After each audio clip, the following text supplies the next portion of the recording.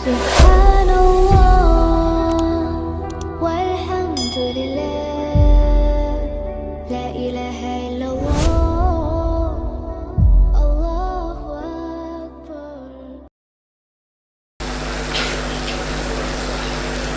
السلام عليكم ورحمة الله وبركاته. إن الحمد لله والصلاة والسلام على رسول الله أما بعد. அன்பார்ந்த சகோதரர்களே, தாய்மார்களே, நான் ஏற்கனவே சொன்ன மாதிரி பழைய சகோதரர்கள் இன்ஷா அல்லாஹ் கேட்குறத விட புதிய சகோதரர்கள் இன்ஷா அல்லாஹ் கேளுங்க. ஆனால் இந்த தலைப்பை ஒட்டி, சரியா, இந்த தலைப்பை ஒட்டி ஏதாவது கேள்விகள் இருந்தால் கேளுங்க. நான் இன்ஷா அல்லாஹ் முதல்ல பதில் சொல்லிடுறேன்.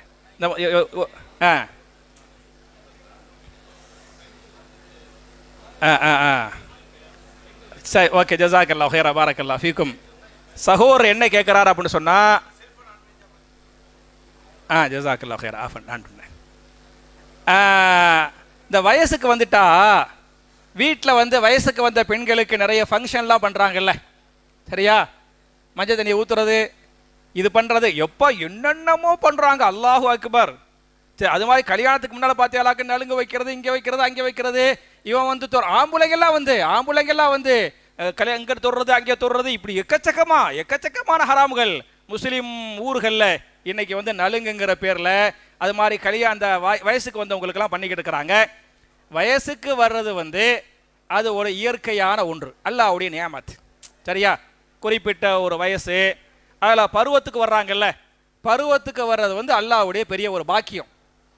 பருவத்துக்கு வந்தாதான் கல்யாணம் முடிச்சு புள்ள பெக்கிறது, அதெல்லாம் அந்த பாக்கியத்தை அல்லாஹ் தருவான். ஒரு குறிப்பிட்ட வயசில் பருவத்துக்கு வந்துட்டாங்கன்னு சொன்னால் அல்ஹம்துலில்லாஹ், அல்லாஹ்வுக்கு சுக்ரியா பண்ணுறதை விட்டுப்புட்டு என்ன பண்ணுவாங்க, அதை ஒரு ஃபங்க்ஷனாக, சரியா, அது என்ன, பூப்பெய்தி விழா, பூப்பெய்தி விழாவோ என்னமோ ஒரு விழா, நம்ம அப்படி நிறைய பேர் இருக்குது, சரி, நிறைய பேர் அந்த மாதிரி வச்சு அப்படியே அந்த மாற்று மத கலாச்சாரத்தை ஃபாலோ பண்ணி பண்ணுறாங்க. இதெல்லாம் மார்க்கத்தில் வந்து இல்லை. ஒரு ஆண் வந்து பருவத்துக்கு வந்துட்டா அதை போய் நான் ஊர் ஃபுல்லாக சொல்கிறோம், இல்லை, ஒரு ஆண் பருவத்துக்கு வந்தால் எப்படி ஊர் ஃபுல்லாக சொல்ல மாட்டோமோ அது மாதிரி இதெல்லாம் ஊர் ஃபுல்லாக சொல்கிற செய்தியா. சரி, முதல்ல பருவத்துக்கு வந்துட்டா, பருவடா என்ன, முதல் மாத விளக்கு வருவது, அதான் நாங்கள் ஓப்பனாக சொல்ல போனால் அது வந்துட்டாங்க. சரி, முதல்ல சொல்லிட்டிய, அப்புறம் மாதம் சொல்லுவியலா, இது சொன்ன அசிங்கம் இல்லையா? அப்போ முதல்ல வந்துட்டாங்க, அல்ஹம்துலில்லாஹ், அல்லாஹ்வுக்கு ஷுக்குர் பண்ணுங்க. ஷுக்குர் பண்ணிட்டு போயிடணுமே தவிர அதை ஊர் ஃபுல்லாக போய் சொல்கிறது, அதை ஒரு ஃபங்க்ஷனாக கொண்டாடுறது அப்படிங்கிறது வந்து மார்க்கத்தில் இல்லை. அதனால் அதை செய்யாதைய தவிர்த்துக்கிறங்க, சரியாத்தா. என்ன இல்லை பிதாத்தை பற்றியா, பிதாத்தை பற்றி இருந்தால் மட்டும் இப்போ சொல்லுவேன். எதுக்கு 19 கேட்குறீங்கள? ஆமாம், ரொம்ப தெளிவாக கேட்குறாரு, சரியா. இதுக்குள்ளே வந்து அதுக்குள்ளே வந்துடுறது. சரி, அதாவது லுகருடைய 4 ரக்காத்து 3 சுன்னத்து இருக்குது, சரியா. அசருக்கு கூட 3 சுன்னத்து 4 ரக்காத்து இருக்குது. நம்ம தொழுவுறது இல்லை, ஆனால் ஹதீஸில் இருக்குது. அந்த வலியுறுத்தப்பட்ட சுன்னா இல்லைங்க, நம்ம பிரசவம் பண்ணுறது இல்லை. அந்த 3 சுன்னத்து பின்னு சுன்னத்துகள் எல்லாம் 2 தொழுவணுமே தவிர 4 ஒரே சலாத்தில் தொழுவக்கூடாது. லுகருடைய 3 சுன்னத்து 2 ரக்காத் தொழுது போட்டு சலாம் கொடுத்து போட்டு அப்புறம் என்ன செய்யணும், அடுத்த 2 ரக்காத் தொழுவணும். இதுதான் கரெக்ட், சரியா. வேற பிதாத்தை கைப்பற்றி இதுக்கப்புறம் அங்கே வர்றேன், இதுக்கப்புறம் வர்றேன்.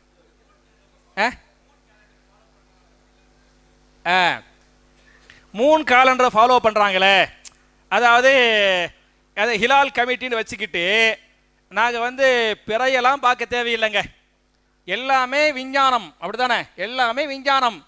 நீங்கள் 1000 வருஷம் கழிச்சு என்னைக்கு நோன்பு பெருநாள் கேளுங்க, நாங்கள் சொல்லுவோம். என்னைக்கு ஹஜ்ஜி பெருநாள் சொல்லுங்க, நாங்கள் சொல்லுவோம். அப்படின்னு பண்ணுறாங்க. இது தப்பு, புரிஞ்சா. ரசூல் சாஸ்திரம் அழகா சொல்கிறாங்க, பிறையை பார்த்து நோன்பு வையுங்கள், பிறையை பார்த்து பெருநாள் கொண்டாடுங்கள். அப்போ பிறையை பார்த்து, இன்னும் சொல்ல போனால் பிறையை பார்த்து ஒரு துவா ஓதணும். ரசூல்லா மாதம் பிறையை பார்ப்பாங்க, பிறையை பார்த்து துவா செய்வாங்க, பிறையை பார்த்து பெருநாள் கொண்டாடினாங்க, பிறையை பார்த்து நோன்பு வச்சாங்க, பிறையை பார்த்து பிற மக்களுக்கு அறிவிச்சாங்க. அப்படிலாம் இருக்கு. பிறையை பார்ப்பதே ஒரு சுன்னா, அது ஒரு இபாதத்து.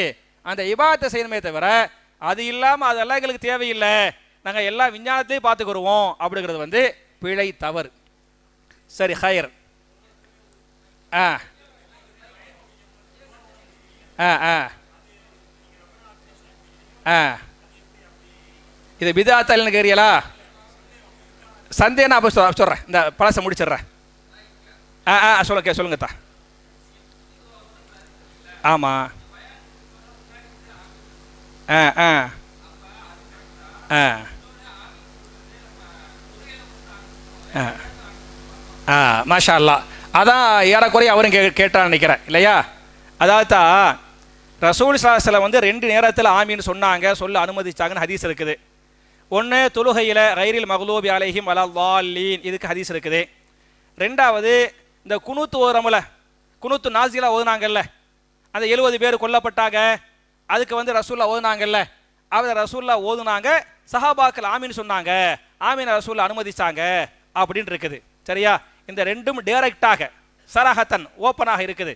அது அல்லாத பாக்கி இந்த மாதிரி சொல்லும் போது நீங்கள் ஆமீன் சொல்லுவது தவறு இல்லை, சொல்லி கொள்ளலாம் அப்படிங்கிறது வந்து இது கூட்டுதுவாடா, சேர்த்து ஓரம் பத்தியலா, அதுதான் கூட்டுதுவா. இது முடிக்கும் போது துவா சொல்றோம், புரியுச்சா? அந்த ஒன்றன் பின் ஒன்றாக துவா செய்யறோம் பத்தியலா, அது அல்ல. சஹாபாக்களை பாத்தியலாக்க உதாரணமாக நம்மள்ட்ட அந்த சுன்னத்து இல்லாமல் போயிட்டனால இப்படி கேள்வி வந்துகிட்டு இருக்குது. சஹாபாக்கள் ஒரு சஹாபி பார்க்கும்போது சலாம் மட்டும் சொல்ல மாட்டாங்க, நிறைய துவா செய்வாங்க. உதாரணமா அஸ்லஹக் அல்லாஹ் அப்படிங்குவாங்க, அல்ஹக் அல்லாஹு சின்னக அப்படிங்குவாங்க, அல்லாஹு யோஃபிகுக அப்படிங்குவாங்க, அல்லாஹு யஹ்ஃபலுக. கேள்விப்பட்டிருக்கீங்களா? நம்ம சொல்லி தர மாட்டேங்கிறான் நம்மள்ட்ட, ஆனால் ஹதீஸ் இருக்குது, புரிஞ்சா? நம்ம சலாமாட்ட அதோட விட்டு போயிடுறோம்.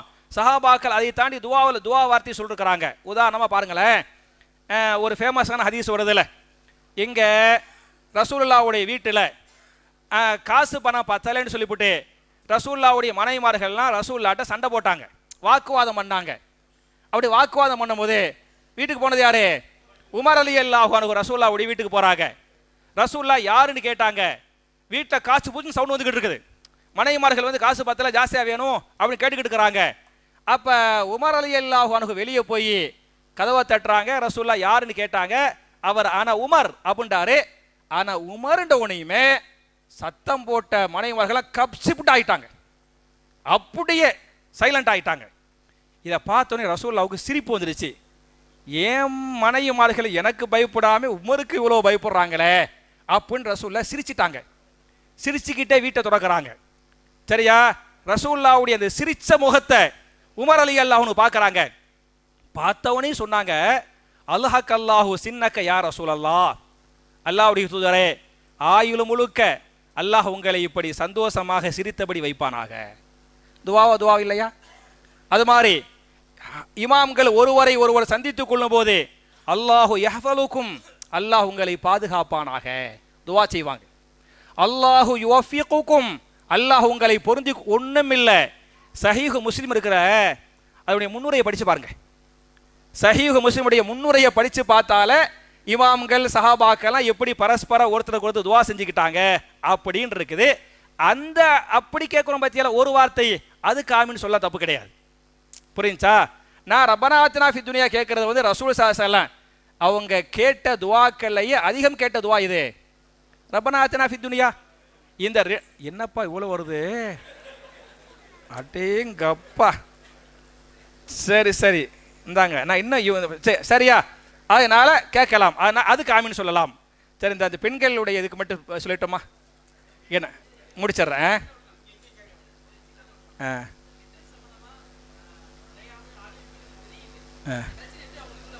எந்த கல்ச்சரத்தா? பிதாத்தா? நான் சொல்கிறேன், யாரும் தப்பாக நினைக்கக்கூடாது. இந்த பிதாத்துங்கிறது வந்து பாதி ஆலிமுசாக்களுக்கு தெரியும், பாதி ஆலிமுசாவுக்கு தெரியாது. எந்த ஆலிமுசாவுக்கு தெரியும்னு சொன்னால் ஒழுங்காக படித்த ஆலிமுசாவுக்கு தெரியும், புரிஞ்சா? கரெக்டாக கிராமர், போக்குவரத்து, ஹதீஸ், கிதாபு, குரான் எல்லாம் படிச்சிருந்தா ஆஹா இதெல்லாம் பிதாத்து பெரிய பாவம் அப்படி தெரியும். ஒழுங்காக படிக்காமல் அறகுறையாக படிச்சிருந்தா தெரியாது, புரிஞ்சா? இப்போ இந்த பிதாத்து வர்றதுக்கு ஆலிமுசா மட்டும் காரணம் இல்லை, உங்களை மாதிரியான மக்களும் காரணம், பள்ளிவாசல் நிர்வாகிகளும் காரணம், பணக்காரவங்களும் காரணம். சரியா? பாவத்தில் 50-50 தான். சரியா? 100 அடியில் வந்து 50 நீங்கள் வாங்கிக்கிறணும், 50 அந்த அவங்க வாங்கிக்கிடுவாங்க. அப்படித்தான். என்ன காரணம் அப்படின்னு சொன்னால், நீங்கள் ஒரு ஆலிமுசா வந்து அவர் கஷ்டப்பட்டு படிச்சுட்டு வந்துக்கிறாரு, நீங்கள் பள்ளிவாசலில் இமாமா சேர்க்குறிய, அவருக்குன்னு மனைவி மக்கள் இருப்பாங்க, அவருக்கு போதிய சம்பளத்தை நீங்கள் கொடுக்கணும், அது உங்கள் மேலே கடமை. இப்போ சரியா? பல கோடி போட்டு பள்ளிவாசல் கட்டிருப்பாரு, மினாராவுக்கு என்ன பல லட்சம் போட்டு மினாராவே கட்டி 40 கிலோமீட்டர்ல எங்கள் ஊர் பள்ளிவாசல் மினாரா தெரியும், பெருமை. சரியா? பெரும் அவ்வளோ கட்டிருப்பாங்க. அந்த அஜரத்துக்கு சம்பளம் ஒரு 10,000 ரூபா, 15,000 ரூபா. புரிஞ்சா? இப்படின்னு சம்பளத்தை குறைச்சி, ஏன்னா அந்த மனசு இல்லை. புரிஞ்சா? குறைச்சி கொடுக்கும் போது அவர் மனுஷன் தானே, அவருக்கு பொண்டாட்டி பிள்ளை இருக்கும்ல, உங்களை விட அவங்களுக்கு ஜாஸ்தியாக பிள்ளைங்களுக்கு வாய்ப்பு இருக்குது. புரியுதா? அவள் பிள்ளைகளை ஸ்கூலில் சேர்க்கணும், மருத்துவம் பார்க்கணும், சாப்பிடணும், எவ்வளோ செலவு இருக்குது. நீங்கள் கொடுக்குற 10,000 ரூபா பத்தாது, 15,000 ரூபா பத்தாது. அப்போ அவர் என்ன செய்வார்? அப்போ என்ன செய்யணும் அப்படின்னு சொன்னால் ஒரு வழி இல்லை. அதனால தான் பல நிர்வாகத்தில் பள்ளிவாசல்லையும் அஜரத்து 10,000 ரூபா சம்பளம், உங்களுக்கு வருமானம் ஜாஸ்தியாக கிடைக்கும். சரியா? அப்படி சொல்லியே சேர்ப்பாங்க. அப்போ என்ன, மூத்தா போனால் அதுக்கு ஒரு ஃபாத்திஹா, 30க்கு ஒரு ஃபாத்திஹா, 4க்கு ஒரு ஃபாத்திஹா, ஒவ்வொன்றுக்கும் ஒரு ஃபாத்திஹா. சரியா? அப்படின்னு போட்டால் அந்த ஃபாத்திஹா ஓரனால சாப்பாடும் கொடுத்துருவாங்க, ஒரு சின்ன ஒரு கவர். நான் உங்களை கொச்சப்படுத்துறதை சொல்ல வரல, இப்படி ஆரம்பித்து சொல்ல வர்றேன். புரிஞ்சா? இப்படின்னு கொடுத்துட்றாங்க. பாவம் அவங்களுடைய இயலாமை, அவங்களுடைய வறுமை, அந்த வறுமையில் அந்த சாப்பாடு கிடைக்கிது, அல்ஹம்துலில்லாஹ் காசு கிடைக்கிது, அதை வச்சு கொண்டு போயிடுறாங்க. அந்த நிலைக்கு தள்ளியது நீங்களோ தான், பள்ளிவாசி நிர்வாகிகளும் பணக்காரர்களும். புரிஞ்சா? நீங்கள் ஒழுங்காக இருந்து அவருக்கு வந்து போதிய சம்பளத்தை கொடுத்தீங்களாக்க அவர் அந்த வேலை செய்வாரா? அவரே ஹராம்ன்றுவார். ஒன்றும் இல்லை, ஃபாத்திஹா ஓதக்கூடிய ஆலிம்சா கூப்பிட்டு ஃபாத்திஹாலாம் ஓத வச்சு எல்லாம் நல்லா ஓத வச்சுட்டு அவர் வீட்டுக்கு போகிற டயத்தில், அஜாத்து ஃபாத்திஹா ஓதனே இல்லை, குரான்லாம் ஓதனைய, இதுக்குரிய கூலி அல்ல உங்களுக்கு மறுமையில் தருவான், போயிட்டு வாங்க, அஸ்ஸலாமு அலைக்கும் அப்படின்னு சாப்பாடு ஈப்பாடு கொடுக்காம கவர் கொடுக்காம அனுப்பிவிட்டுன்னு வைங்களேன், அவரே சொல்லுவார் ஃபாத்திஹா ஒரு ஹராம் பிதாத்துன்றுவார். புரிஞ்சா? நீங்கள் கொடுக்கறத வச்சு தான் அவர் வழி இல்லை, அவருடைய பொழப்பு அப்படி ஓடிக்கிட்டு இருக்குது. அதனால அவங்க மேலே தப்பு இருக்குது இல்லை, அவங்க மேலேயும் தப்பு இருக்குது. புரிஞ்சா? உங்களோட மேலேயும் தப்பு இருக்குது. இப்போ நான் சவுதியில் வேலை செஞ்சேன், எங்கள் சென்டருக்கு ஏற்ற மாதிரி பள்ளிவாசல் இருக்கும். அந்த பள்ளிவாசலுடைய மோயினார் வருவார். மோயினார் வந்து BMW காரில் வருவார். பள்ளிவாசல் மோதினார் BMW காரில் வந்து, ஏத்தா ஆஃப் பண்ணிட்டியா?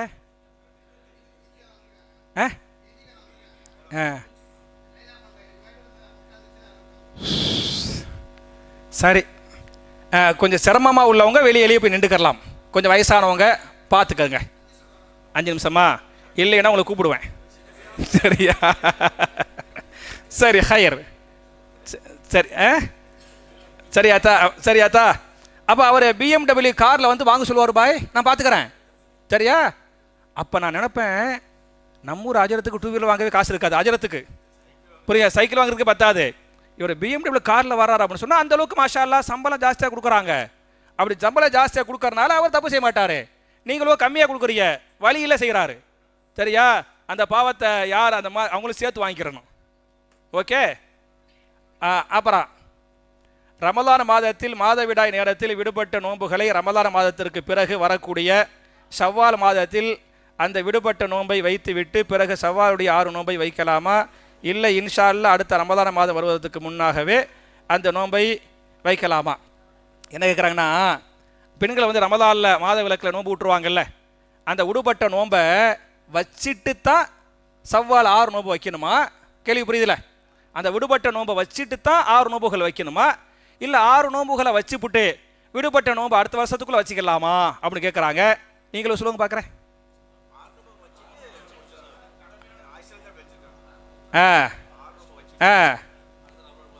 சரியா? இமாம்களுக்கு மத்தியில் கருத்து வேறுபாடு. சரியா? சரி, ஓகே ஓகே ஓகே, ஹயர். என்ன அப்படின்னு சொன்னால் 6 நோன்பை நீங்கள் வச்சிடணும். சரியா? 6 நோன்பு என்ன செஞ்சிடறேனே வச்சிடறேன். ஏன் 6 நோன்பு என்பது ஷவ்வால் மாதத்தில் தான் வைக்க வேண்டுமே தவிர வேறு மாதத்தில் வைக்க கூடாது, முடியாது. அந்த ஷவ்வால் மாதத்தை 30 நாட்களுக்குள்ள நீங்கள் முடிஞ்சால் தொடர்ச்சியாக வைங்க, முடியாட்டி விட்டு வச்சுக்கிறங்க. ஆனால் எதுக்குள்ளே வச்சு ஆகணும்? அந்த சவ்வால் மாசத்துக்குள்ள அந்த 6 நோன்பை நீங்கள் வைத்து விட்டால் நீங்க வந்து ஆயுள் முழுக்க நோன்பு வச்ச நன்மை உங்களுக்கு அல்லாஹ் தருவான் அப்படின்னு ஹதீஸ் இருக்குது. புரியுச்சா? அதனால அது அப்புறம் பார்த்துக்கிடுவோம், எனக்கு தெரியும். சரியா? ஆயுள் முழுக்க கான கசியாமு தஹ்ரின், இவங்க வியாக்கியான வருடம். சரியா? வார்த்தை தஹர், தஹ்ருண்டா காலம், ஆயுள். கான கசியாமு தஹ்ரின், ஆயுள் முழுக்க காலமெல்லாம் நோன்பு வைத்த நன்மை அவருக்கு கொடுக்கப்படும் அப்படின்னு ஹதீஸ் இருக்குது. அப்ப இந்த ஷவ்வால் நோன்பு வந்து அந்த மாசத்துக்குள்ள வச்சு முடிச்சிடணும். அதுக்கப்புறம் நீங்க விடுபட்ட ஃபர்து நோன்பு இருக்கு பத்தியலா, அதுக்கு இன்னும் உங்களுக்கு 10 மாசம் 11 மாசம் டைம் இருக்குது. புரிஞ்சா? அதுக்குள்ள நீங்க வச்சுக்கிறீங்க. ஆயிஷா நாயகி என்ன பண்ணாங்கன்னு சொன்னா, விடுபட்ட நோன்பு எப்பதான் வைப்பாங்க? அடுத்த ஷாபான்ல. இந்த இந்த இந்த விடுபட்டுச்சுல, இத வர்ற ஷாபான் இருக்கு பத்தியலா, அடுத்த ரமதானுக்கு முந்தைய மாசம் அப்பதான் நோன்பு வைப்பாங்க. அப்படிதான் வருஷம் வச்சாங்க. அப்படி பார்த்தா ஆயிஷா நாயகி என்ன 6 நோன்பு வைக்கவே இல்லையோ? வச்சிருப்பாங்கல்ல. அப்ப இந்த ஃபர்து நோன்பு வச்சுக்கிட்டு, ஃபர்து நோன்பு விடுபட்டு இருக்கேன், அதை வச்சிருக்க மாட்டாங்க. 6 நோன்பு வச்சு முடிச்சிருவாங்க. அப்புறம் இந்த மாசம் வைக்கலாம், அடுத்த மாசம் வைக்கலாம், அதுக்கு அடுத்த மாசம் வைக்கலாம், இப்படி போவாங்க. அப்புறம் ஷாபான் மாசமே வந்துடும், விட்டா அடுத்த ரமலான் வந்துடும். அந்த ரமலானுக்குள்ள வச்சு முடிச்சிருவோம் அப்படின்னு ஆயிஷா நாயகி வச்சாங்கன்னு புகாரில் ஹதீஸ் வருது. அதனால என் அருமை தாய்மார்களே, நீங்க ஷாபான் மாசத்துல 6 நோன்பு வச்சிருங்க. அப்புறம் விடுபட்ட நோன்பு உங்களுக்கு எப்போ வைக்க முடியுமோ கொஞ்சம் கொஞ்சமா அடுத்த ரமலானுக்குள்ள இன்ஷா அல்லாஹ் வச்சு முடிச்சிருங்க. சவ்வாலுடைய 6 நோன்பை அந்த மாதத்தில் தான் நோக்க வேண்டுமா அல்லது வரக்கூடிய வேறு எந்த மாதத்திலும் வைத்துக் கொள்ளலாமா? நான் பதில் சொல்லியாச்சு. சரியா? சேத்துல வச்சிடாதீங்க, அது ஒன்றும் சொல்லாத இதெல்லாம் இருக்குது. மாதவிலக்கு பெண்கள் இங்கு நாம் பள்ளியில் தொழுகை நடக்கும் போது வெளியில் அமர்ந்து கொண்டு உங்கள் பயான ஆரம்பிக்கும் போது உள்ளே வந்து அமரலாமா அப்படின்னு கேட்குறாங்க. உங்களுக்கு சொன்ன மாதவிலக்கு பெண்கள் வந்து 5 வேலையை செய்யக்கூடாது இல்லையா? எந்த 5 வேலை? தொழுகை, நோன்பு, தவாஃபு, கணவன் மனைவி ஈடுபடுதல், இபாதத்திற்காக பள்ளியில் வந்து தங்குவது, இபாதத்துக்காக அப்படின்ட்டு. அப்போ வந்து தொழுகைக்காக நாங்கள் வரலை, கல்விக்காக வரலாம் தானே? ஏன்னா உங்களுக்கு முஸ்லீமுடைய ஹதீஸில் ஆயிஷா நாயகி மாதவிலக்கா இருக்கும் போது ரசூல் என்ன பண்ணாங்க? பள்ளிவாசலுக்கு போய் அனுப்பிவிட்டு முசல்லாவை எடுக்க சொன்னாங்க. அவங்க வந்து தொழுகை விரிப்பு எடுத்து வந்தாங்க. ஆயிஷா நாயகி மாதவிலக்கா இருக்கும் போது பள்ளிக்குள்ளே போயிட்டு வந்தாங்க, ரசூல்லா போக சொன்னாங்க அப்படின்னு இருக்குது. குர்ஆனிலேயே சூரத்துன் நிசா 4வது சூராவுடைய 43வது ஆயத்தில் யா அய்யுஹல்லதீன ஆமனு லா தக்ரபு ஸலாத்த வஅன்தும் சுகாரா ஹத்தா தஅலமு மா தகூலுன வலா ஜுனுபன் இல்லா ஆபிரி சபீலின், மாதவிலக்கு அல்லது ஜுனுபாலிகள் வந்து பள்ளிவாசலை தாண்டி போகலாம், உள்ளுக்குள்ள போய் தாண்டி போகலாம், தப்பு கிடையாது அப்படின்னு குர்ஆனிலே ஆயத்து இருக்குது, சூரத்துன் நிசாவுடைய 43வது ஆயத்தில். அப்போ இதுகளை வச்சு உதாரணமாக இமாம் இப்னு கதீர் ரஹ்மத்துல்லாஹு அலைஹி, இமாம் அஹ்மது பின் ஹம்பல் ரஹ்மஹுல்லாஹு அலைஹி, இது வந்து கருத்து வேறுபாடு உள்ள ஒரு மசாலா தான், அது சொல்லிட்டேன். இந்த கருத்தில் வந்து கருத்து வேறுபாடு இமாம்களுக்குள்ள இருக்குது. சரியா? இமாம் இப்னு கதீர், இமாம் அஹ்மது பின் ஹம்பல் பெரிய மேதை. சரியா? இமாம் அஹ்மது பின் ஹம்பல் போன்ற மேதைகள் என்ன சொல்றாங்கன்னு சொன்னா, அந்த மாதிரி பெண்கள் வந்து தொழுகை நேரத்தில் வந்து உள்ள உட்கார்ந்துருக்க கூடாது, தொழுகை முடிச்சதுக்கு அப்புறம் கல்விக்காக என்ன செய்யலாம், உள்ள வரலாம், உட்காரலாம், தப்பு கிடையாது அப்படின்ட்டு என்ன சொல்றாங்க? ஆயிஷா நாயகி போயிட்டு வந்தாங்கல்ல, அதை வச்சு இமாம் அஹ்மது பின் ஹம்பல் போன்ற முஹத்திதுகள் வந்து சொல்றாங்க. எனக்கும் அது சரியா படுது. அதனால தொழுகை நேரத்தில் நீங்க வெளியே இருந்துவிட்டு பயான் டயத்தில் உள்ள வந்து உட்கார்ந்துக்கலாம், தப்பு கிடையாது. உதாரணமா நான் சொல்றேனே, ஒரு அல்ஹம்துலில்லாஹ் சவுண்டா சொல்ற மாதிரி இருக்கு. சரியா? என்ன மேராஜ், ஏசி ஓடுமா? அல்ஹம்துலில்லாஹ். இல்லை சுப்ஹானல்லாஹ், இப்போ ஏசியை கண்டுபிடிச்சி நம்ம இருக்கிறோம் இல்லையா? அந்த காலத்திலலாம் என்ன பண்ணியிருப்பாங்க யோசிச்சு பார்க்க. உண்மையே நம்மளை அல்லாஹ் தான் மன்னிக்கணும். என்னத்தா ஃபேனு கூட இல்லாமல் அடிக்கிற வெயிலில் எவ்வளோ ரசூல்லா சஹாபாக்கெல்லாம் கஷ்டப்பட்டுருப்பாங்க. சரி ஹைர், சரி ஹைர், சரியாத்தா, சரியா? அதனால் ஒரு பெண்ணு காபத்துல்லாவை தவாஃப் செஞ்சு முடிச்சிட்டாங்க. புரியுச்சா? தவாஃப் செஞ்சு முடிச்சிட்ட பிறகு மாதவிலக்கு ஏற்பட்டுருச்சு. சொல்ல புரியுதா? ஹஜ்ஜுக்கு உம்ராவுக்கு போனாங்க, பாய் உம்ராவுக்கு போய் தவாஃப் செஞ்சு முடிச்சிட்டாங்க. முடித்த பிறகு என்னவாயிடுச்சு? மாதவிலக்கு ஏற்பட்டுருச்சு. அவர்கள் சஃபா மருவா சரி செய்யலாமா கூடாதா? ரைஸ் பாய் செய்யலாம் பாய், செய்யலாம் பாய். அதாவது தவாஃபு தான் செய்யக்கூடாது. தவாஃபுக்கு பிறகு அந்த மாதிரி வரிசைன்னு சொன்னால் எல்லா இதில் கருத்து வேறுபாடே இல்லை. பில் இத்திஃபாக் எல்லா இமாம்கள் எல்லா முஹத்திஸ்களும் சொல்கிறாங்க, அவங்க தவாஃபுக்கு பிறகு உள்ள அந்த 2 ரக்காத் இருக்கு பற்றியெல்லாம் அதை வேண்டாம் தொழுவக்கூடாதே தவிர சஃபா மர்வா சை பண்ணிக்கலாம், தப்பு இல்லை, தடை இல்லை. முடிய வெட்டிக்கலாம், தப்பு இல்லை, தடை இல்லை. அந்த உம்ராவை முழுமைப்படுத்திக் கொள்ளலாம். இது பில் இத்திஃபாக். புரிஞ்சா? சஃபா மர்வா வந்து பள்ளிவாச ஒரு காலத்தில் சஃபா மர்வா வெளியே இருந்துச்சு. இப்போ சஃபா மர்வா எங்கே இருக்குது? பள்ளிவாசக்குள்ளேயே வந்துருச்சு. அப்போ பள்ளிவாசக்குள்ளேயே சஃபா மர்வா சை பண்ணிக்கலாம். அப்படி தான் எல்லா முஹத்திஸ்களும் சொல்கிறாங்க. அதனால் தொழுகைக்காக வந்து உட்கார்ந்துக்கிட்டு இருக்காதிய, வெளியே இருந்து பயான் டயத்தில் வருவது தப்பு இல்லை, கூடும். அல்லாஹு தஆலா அலம். தேவையில்லை. ஒரே நகைக்கு வருடம் ஜக்காத்து கொடுக்க வேண்டுமா? என்னடா வரலையேன்னு பார்த்தேன். சரியா? ஒரு பேச்சுக்கு அதாவது என்ன சொல்றாங்க, கொடுத்த நகைக்கு கொடுத்த பொருளுக்கு மறுபடியும் ஜக்காத்து கொடுக்க வேண்டுமா, அல்லது ஒரு பொருளுக்கு லைஃபில் ஒரு முறை கொடுத்தால் போதுமா? புரிஞ்சா?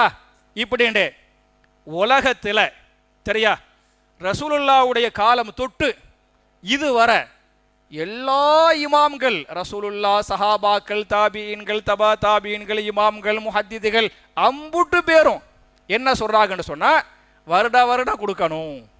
சரியா? அப்படிங்கிறாங்க. இல்லா தமிழ்நாடு. சரியா? தமிழ்நாட்டை தவிர தமிழ்நாட்டில் மட்டும்தான் இந்த புதிய குழப்பம், புதிய ஃபித்னா. மும்பையில் டாக்டர் ஜாகிர் நாய்கிட்ட இதே கேள்வி கேட்டாங்க. இதே கேள்வி, ஒரு நகைக்கு வருடம் ஜக்காத்து கொடுக்க வேண்டுமா அப்படின்னு கேட்டாங்க. அவர் பதில் சொல்றதுக்கு முந்தைய கேள்வி கேட்டாரு, நீங்க தமிழ்நாடா? சரியா? அப்படி கேட்டார். அப்போ சர்வதேச அளவுக்கு போய் பார்த்தாலே தமிழ்நாட்டில் மட்டும்தான் இந்த குழப்பம், இந்த கேள்வி, இந்த பிரச்சனை. சரியா? அதனால உங்க நகைக்கு வருஷம் நீங்க கொடுக்கணும் அப்படின்ட்டு நான் சொல்லல, அல்லாஹ்வே குர்ஆனில் பேசுகிறான், ரசூல் ஸல்லல்லாஹு அலைஹி வஸல்லமே சொல்றாங்க. இப்ப இவங்க சொல்றாங்கல்ல வருஷம் கொடுக்க தேவையில்லை, ஒரு டைம் கொடுத்தா போதும் அப்படி சொல்றாங்கல்ல, அவங்க என்ன தெரியுமா சொல்றாங்க, எல்லாம் ஆதாரம், குர்ஆன் ஹதீஸ் ஆதாரம்லாம் கிடையாது, அறிவுபூர்வமான வாதம். என்ன பண்றாங்க, ஜகாத்துக்காரத்தை சுத்தப்படுத்துதல். ஜகாத் என்ன மேராஜ், ஜகாத்துக்கு என்ன அர்த்தம்? சுத்தப்படுத்துதல். அப்படித்தானே அர்த்தம். அந்த ஜக்காத்து கொடுத்துட்டா அந்த பொருள் சுத்தமாயிருச்சு. உதாரணமா ஒரு 100 கிராம் தங்கம் வச்சுக்கிறோம் வைங்களேன். சரி 100 கிராம் இல்லை, நான் ஏன் லெவலுக்கு சொல்லிட்டேன், 100 பவுன் வச்சுக்கிறோமா? பெரிய பெரிய மக்கள், அவரை மட்டும் பார்க்காதீங்க, இவங்கெல்லாம் சேர்த்தான் சொல்கிறேன். சரியா? மாஷா அல்லா தபாரக் அல்லாஹ்.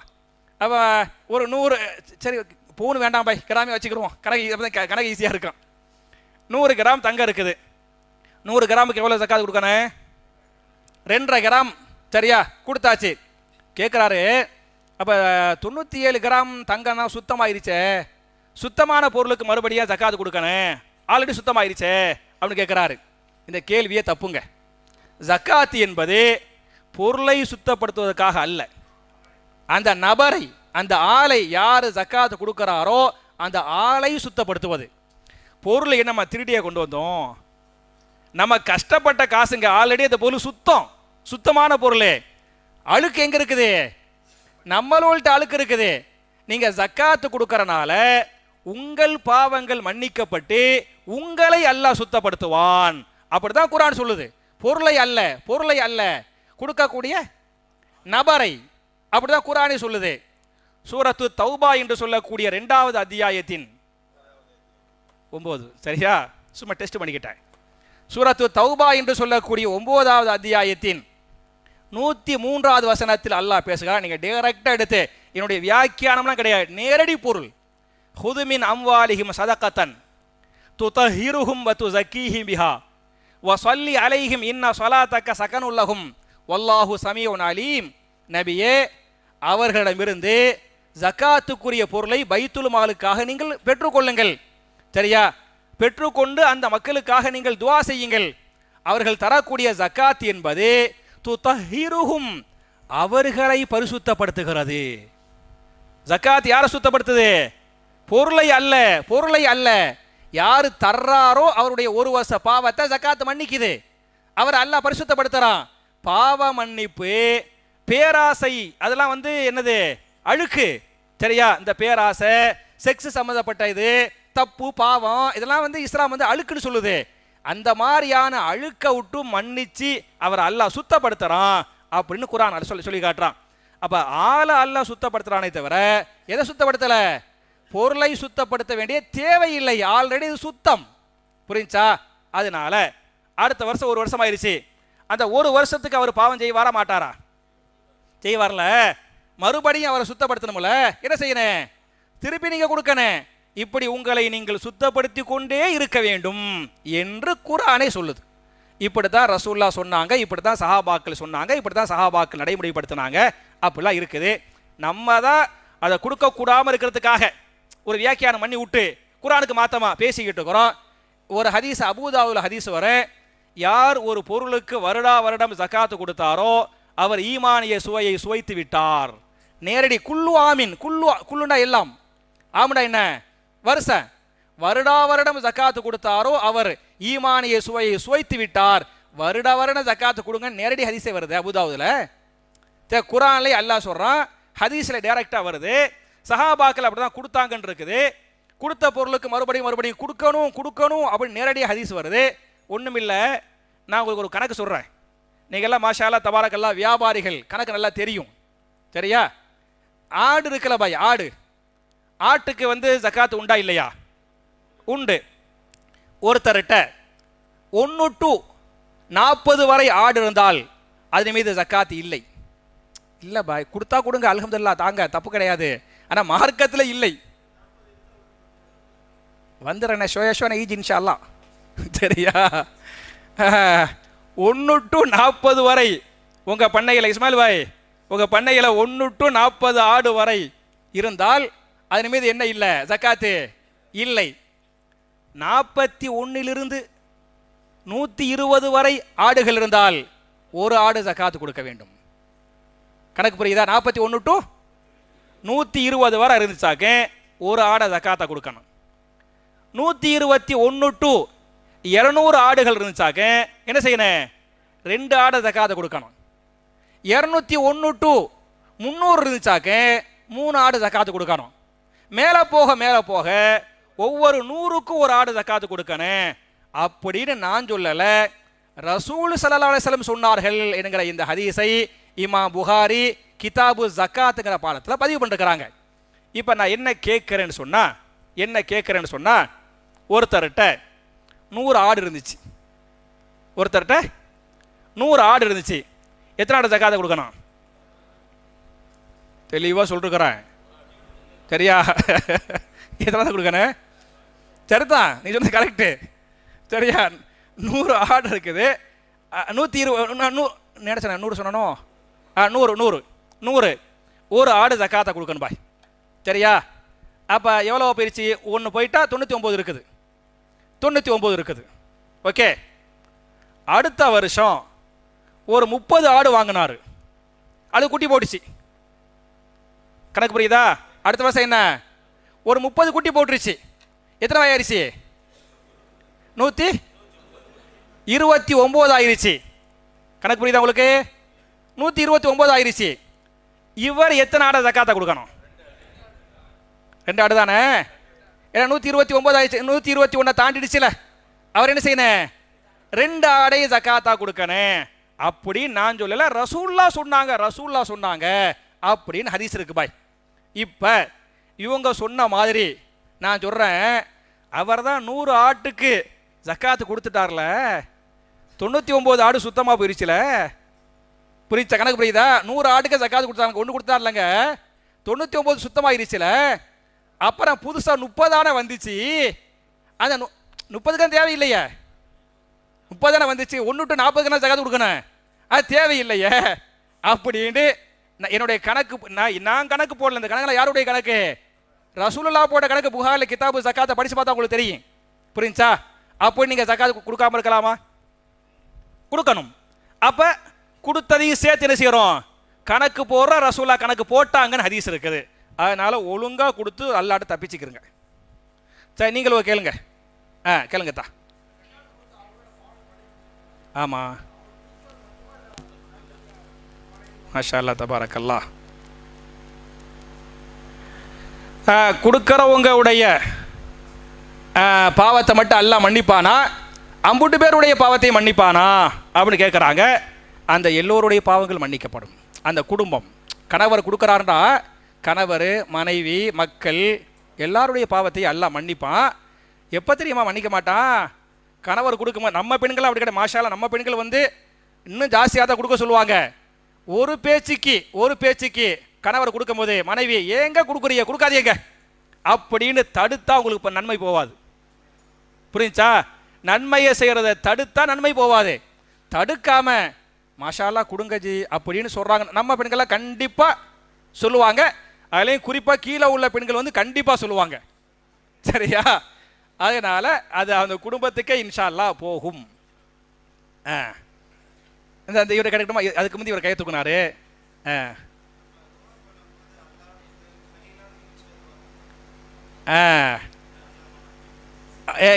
நம்ம துவா செய்யும் போது அல்லாவை நண்பராக நினைச்சு துவா செய்யலாமா அப்படி கேட்குறாங்க. அப்படி துவா செய்யக்கூடாது. அல்லாவை எஜமானனாக நினைத்து துவா செய்யணும்.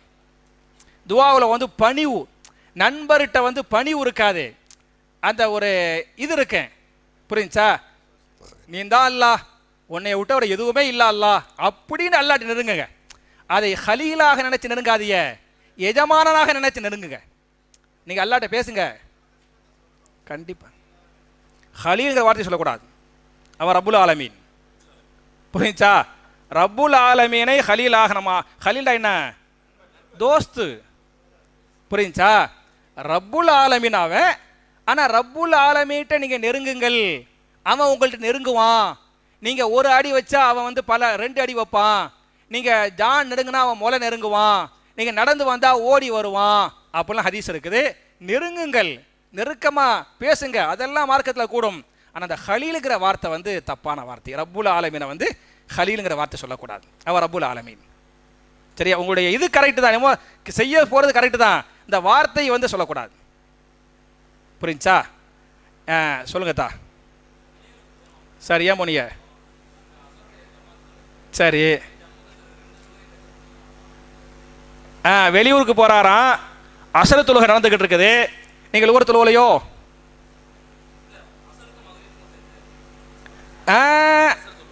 என்ன கேட்குறாருன்னா, வெளியூருக்கு போகிறேன், அசர் ஜமாத் நடந்துக்கிட்டு இருக்குது, அசரையும் மகரிபையும் சேர்த்து ஜம்மு பண்ணிக்கலாமா? கேள்வி புரியுதா? அசரையும் மகரிபையும் அதானே கேட்குறீத்தா அப்படி கேட்குறாப்புல. இல்லை தம்பி, நீங்கள் எப்படி ஜம்மு பண்ணுன்னு சொன்னால், லுஹரையும் அசரையும், மகரிபையும் இஷாவை, சுபுக தனியா, இப்படி தான் ஜம்மு பண்ணணும். புரிஞ்சா? சுபுக போய் எதுலையும் சேர்த்து ஜம்மு பண்ணிடக்கூடாது. ஆச்சா? அப்புறம் அசரை கொண்டு போய் மகரிபில் சேர்க்கக்கூடாது. சரியா? ரசூல்லா வந்து பகல் நேர தொழுகை, இரவு நேர தொழுகை அப்படி பிரிச்சுக்கிறாங்க. லுஹரையும் அசரையும் ஜம்மு கஸ்ரு பண்ணணும்.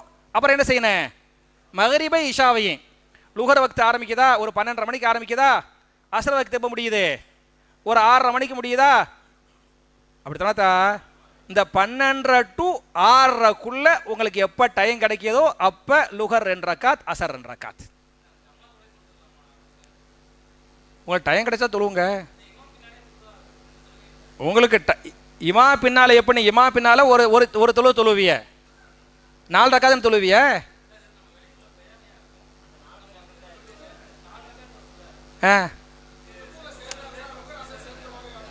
இவர் என்ன தெரியுமா கேட்குறாரு? எப்பா சரியா, அடேங்கப்பா, இந்த 2 in 1 ஆக்கலாமான்னு கேட்குறாரு பாய். இப்போ இந்த மாதிரிலாம் நம்ம மக்களுக்கு தான் மூளை வேலை செய்யும். சரியா? லூகாரு தொழுவலை பாய், லூகாரு தொழுவலை. இங்கேருந்து மெட்ராஸுக்கு போயிட்டாரு. மெட்ராஸில் பள்ளிவாசலுக்கு போனால் அசரு ஜமாத் நடந்துக்கிட்டு இருக்குது. அவர் அந்த இமாமும் 4 ரக்காத் தொழு வைப்பார். அப்போ 2 ரக்காத்தை லுகருக்கிற நீயத்திலையும் அடுத்த 2 ரக்காத்தை அசருக்கிற நீயத்தை தொழுதுக்கலாமா? அந்த பேச்சே இருக்கக்கூடாது. புரிஞ்சா? லோக்கல் இமாமை ஃபாலோ பண்ணால் அந்த இமாம் எத்தனை ரக்காத் தொழுகிறாரோ அத்தனை ரக்காத்தை நீங்கள் தொழுவணும். நீங்கள் குறைச்சி தொழக்கூடாது. அந்த இமாமை பின்பற்றி விட்டால் 4 ரக்காத் 4 ரக்காத்தா தொழுவணும்.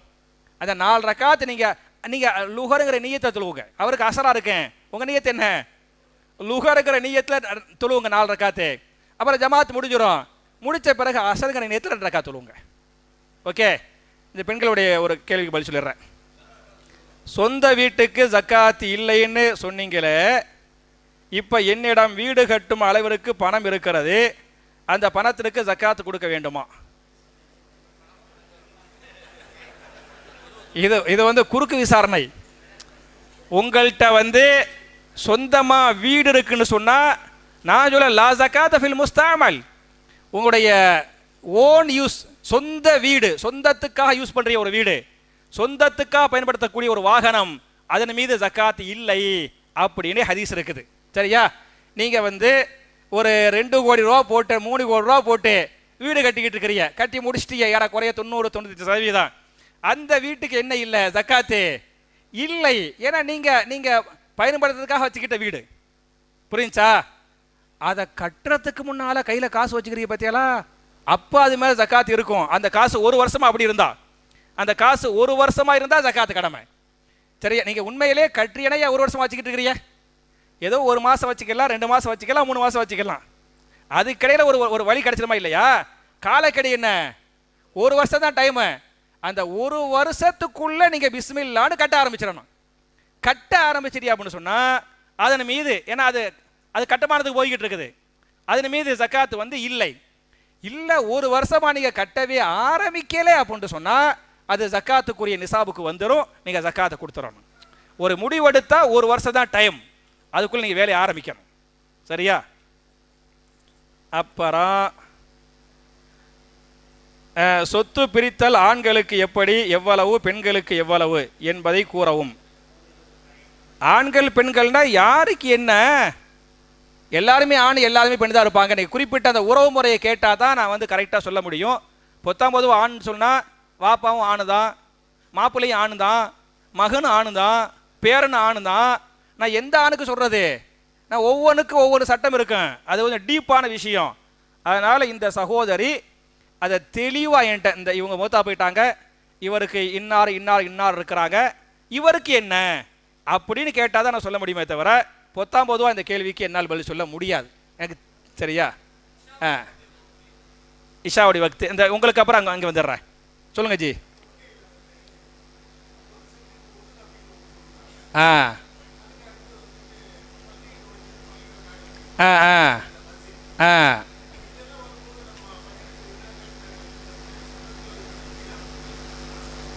அதாவது இந்த ஒலு செஞ்ச உடனே 2 ரக்காத் தொழுவுறாங்க, இது சுன்னா பாய். சரியா? ஒலுவோடு இருக்கிறது, ஒலு செஞ்சுட்டு ஒலு செஞ்ச 2 ரக்காத் தொழுவுறது சுன்னத்து. நேத்தோட பயன் கேட்டோம்ல இல்லையா? எந்த சஹாபி? பிலால் ரலியல்லாஹு அன்ஹு. ஒலுவோடு இருப்பாங்க, அவங்க ஒலு செஞ்ச உடனேயுமே 2 ரக்காத் தொழுவாங்க, ஒலு செஞ்ச உடனே 2 ரக்காத் தொழுவாங்க.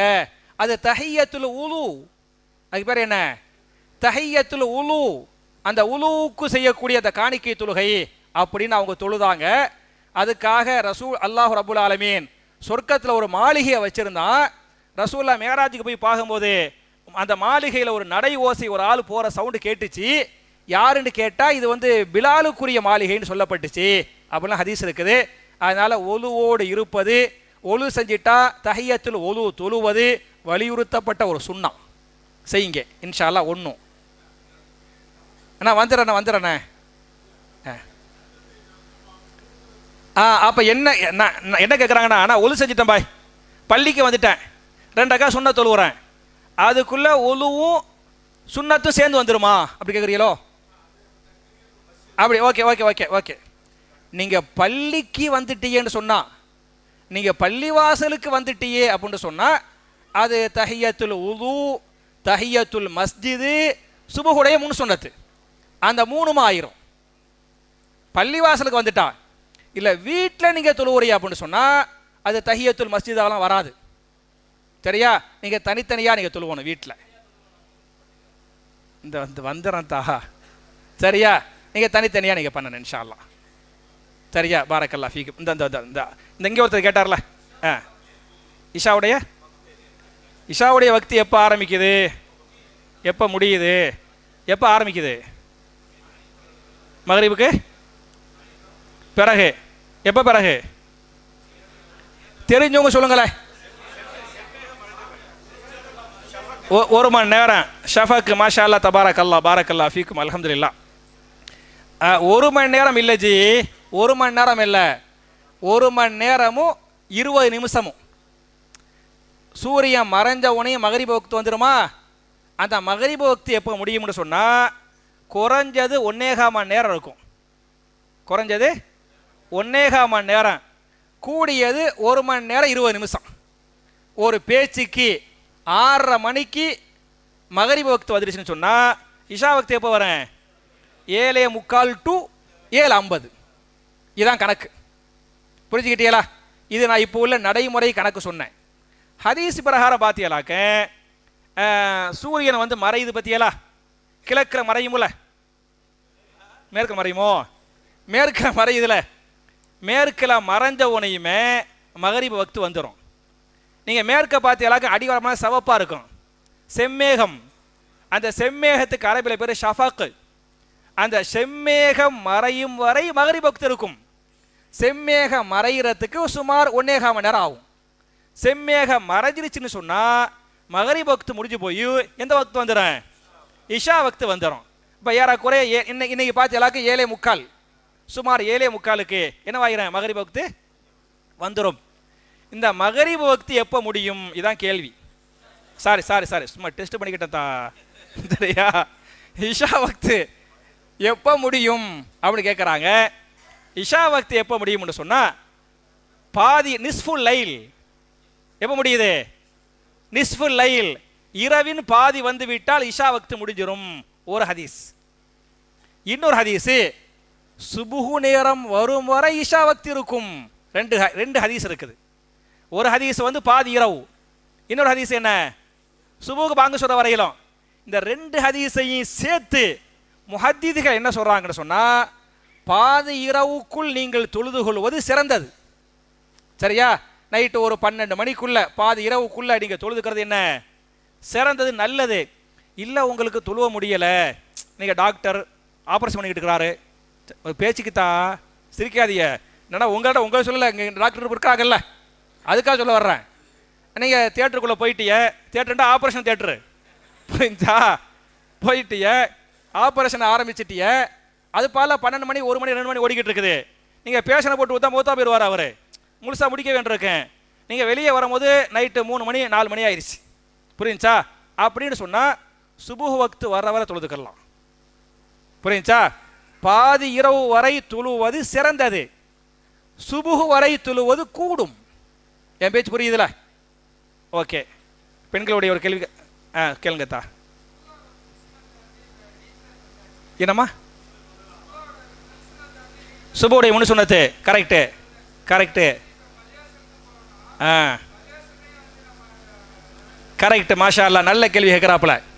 தம்பி என்ன கேட்குறாப்புலன்னு சொன்னால், சுபுவுக்கு முழிச்சு முன்னு சொன்னத்தை கேளுங்கத்தா,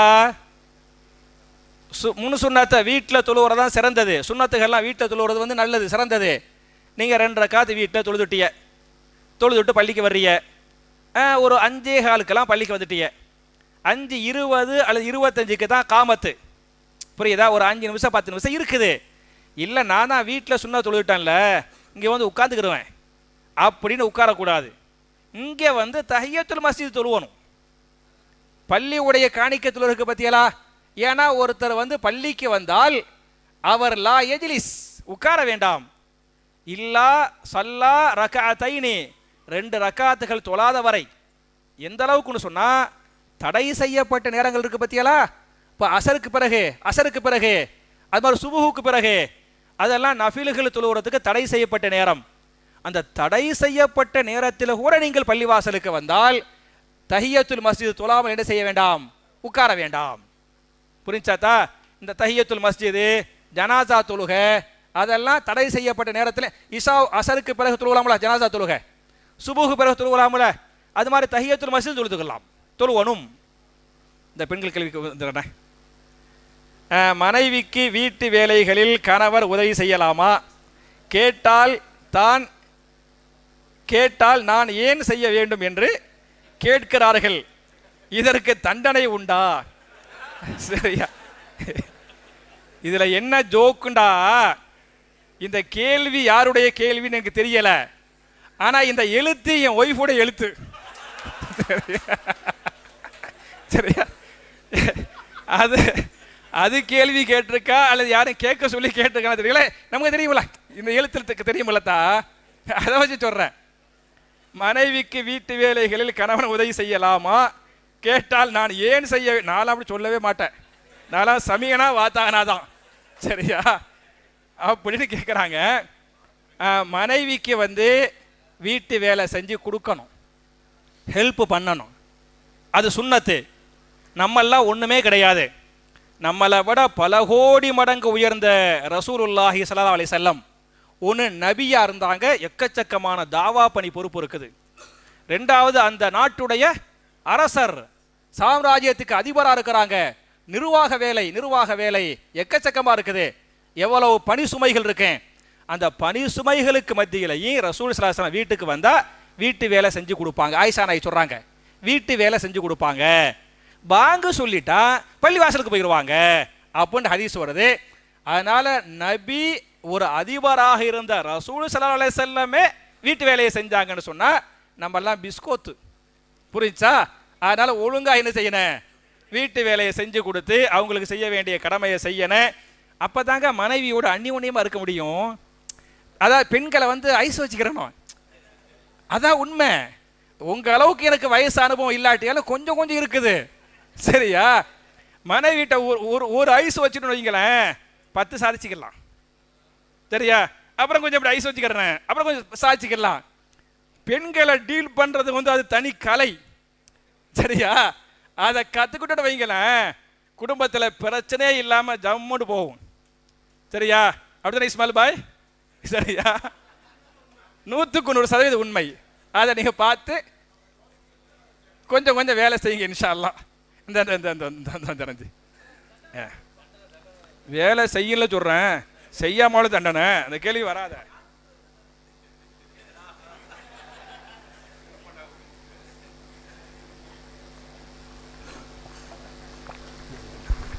அப்புறம் இதுக்கப்புறம் கேள்விக்கு வர்றேன்.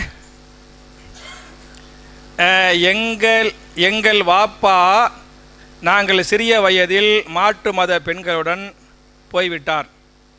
இப்போது 30 வருடம் கழித்து அவரை ஏற்றுக்கொள்ள செல்கிறார். 30 வருடம் கழித்து அவரை ஏற்றுக்கொள்ள சொல்கிறார். ஜஸாக்கல்லா. சொல்கிறார். அவருக்கு பணிவிடை செய்யாவிட்டால் எங்கள் அம்மாவிற்கு நரகமா? அவருக்கு பணிவிடை செய்ய வேண்டுமா? அவரே ஏதோ இன்னொரு பெண்ணோடு போயிட்டாராம். 30 வருஷமா ஆடி ஓடி அடங்கியாச்சு. சரியா? எல்லாம் இப்போ சக்கராத்து மௌத்து நெருங்கி வந்துக்கிட்டு இருக்குது. அதனால இப்போ வர்றாரு, என்னை ஏற்றுக்கிறங்க, தப்பு தான் பண்ணிட்டேன் அப்படின்னு சொல்கிறாங்க. ஏற்றுக்கிறணுமா அப்படின்னு கேட்குறாங்க. என்கிட்ட கேட்டால் நீ ஏற்றுக்கிறங்க, இது உங்களுக்கு அல்லாஹ் வச்ச சோதனை. சரியா? ஏன்னா அது வர உங்களுக்கு தலாக்கு ஹுலாகலாம் ஆகாமல், சரியா, தலாக்கு ஹுலா ஆகி வேற ஒரு கல்யாணம் முடிச்சுட்டு தான் அவர் அணியாக போயிருப்பார். நீங்கள் சொல்கிறத பார்த்தா வந்து ஏற்றுக்கிற சொல்கிறாருன்னு சொன்னால் என்ன அர்த்தம்? அந்த திருமண ஒப்பந்தம் ரத்தம் ஆகலை, இன்னும் அது கண்டினியூவில் ஓடிக்கிட்டு இருக்குது அப்படின்னு அர்த்தம். திருந்து வரதுக்கு வாய்ப்பு இருக்குல்ல, இயலாமலே வரதுக்கு திருந்து வாய்ப்பு இருக்குது. அப்படி வந்தால் பரவாயில்ல, நீங்கள் ஏற்று அவருக்கு செய்ய வேண்டிய ஹிதுமத்துகளை நீங்கள் செய்யுங்க. அதன் மூலமாக சொர்க்கத்துக்கு போங்க. அதனால் மன்னிக்கிறது வந்து பெரிய விஷயம் தானே. ரசூல் ஸல்லல்லாஹு அலைஹி வஸல்லம் வந்து யாரையோ மன்னிச்சாங்க, இருக்குதா இல்லையா? மக்காவுடைய வெற்றியில் வஹஷியை மன்னிச்சாங்க, ஹிந்தாவை மன்னிச்சாங்க. என்ன யார் இது? இந்த வர ப்ளீஸ்.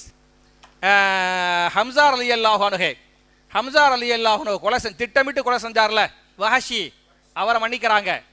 அப்படி கிழிச்சி இதயத்தை கடிச்சு துப்புறாங்கல்ல ஹிந்தா, அவங்கள மன்னிக்கிறாங்க.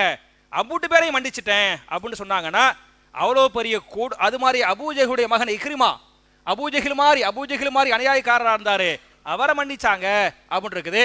அவ்வளோ பெரிய ஆட்களையே மன்னிக்கும் போது நீங்களும் பெரிய மனசு வச்சு அல்லாஹ்வுக்காக மன்னிச்சு சேர்த்துக்கிறங்க, ஹிதுமத்து பண்ணுங்க. நீங்கள் அப்படி சேர்த்து ஹிதுமத்து பண்ணுறனால அவரும் தன்னுடைய தவறை வந்து திருந்திருப்பார், அல்லாட்ட மன்னிப்பு கேட்பார். உங்களுக்கு அது மூலமாக அல்லாஹ் சொர்க்கத்தை தர்றது ஒரு காரணமாக வைக்கக்கூடும். அப்படி செய்யுங்க. கேளுங்கத்தா. இதுக்கப்புறம் வந்துடுறேன் இன்ஷா அல்லாஹ். இன்னைக்கு முந்தி தூக்கணைய எக்ஸசைஸ் செய்கிறதா, நேர்ச்சை பண்ணுறது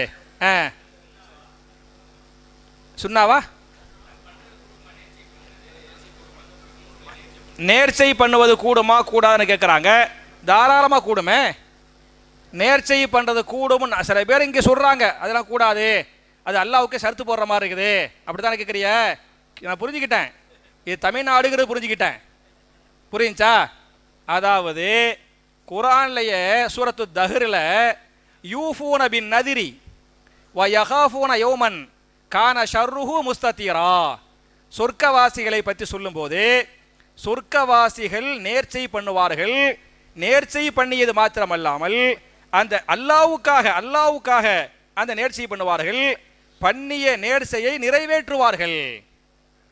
பண்ணிய நேர்ச்சை என்ன பண்ணுவாங்க? நிறைவேற்றுவார்கள் அப்படின்னு அல்லாவே சொல்றானே. நேர்ச்சை பண்ணுவாங்க, நிறைவேற்றுவாங்கன்னா அப்படின்னு அர்த்தம், பண்ணலாம்னு அர்த்தம். அதனால இந்த தமிழ்நாட்டு மக்கள் வியாக்கியானம் பண்றாங்கல்ல, அதெல்லாம் குர்ஆனுக்கு மாற்றம். நான் வந்தா உங்களுக்கு ஆயத்தை சூரத்து தஹர் 76வது சூறாவில் 7வது ஆயத்து, 76ல் 7 பண்ணுங்கள், நிறைவேற்றுங்கள், முழுமைப்படுத்துங்கள் இருக்குது. உமர் ரலியல்லாஹு அன்ஹு நிகழ்ச்சி பண்ணாங்கன்னு இருக்குது. ஹதீஸ்லாம் குர்ஆன்ல ஜாயிஸு, ஹதீஸ்ல ஜாயிஸு. சரியா? நம்ம ஊர் மக்கள்கிட்ட அப்படி இப்படி முடிவு பண்ணிக்கிறங்க.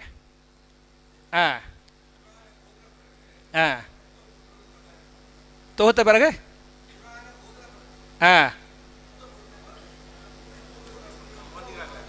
என்ன கேட்குறாங்கன்னா, குர்ஆனை எடுத்து முத்தமிடுறாங்கல்ல, அதுக்கு அனுமதி உண்டா அப்படின்னு கேட்குறாங்க.